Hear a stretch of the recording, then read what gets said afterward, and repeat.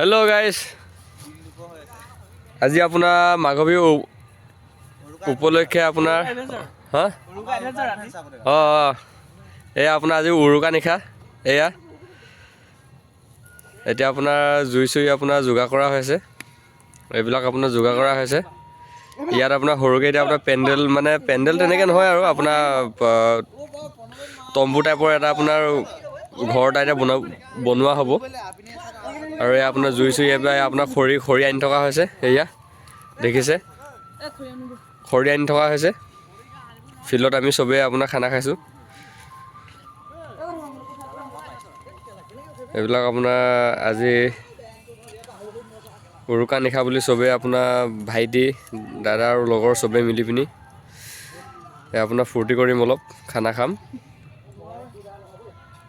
এয়া বস্তু আপোনাৰ অনা নাই, অনা হৈ আছে, আনিব আৰু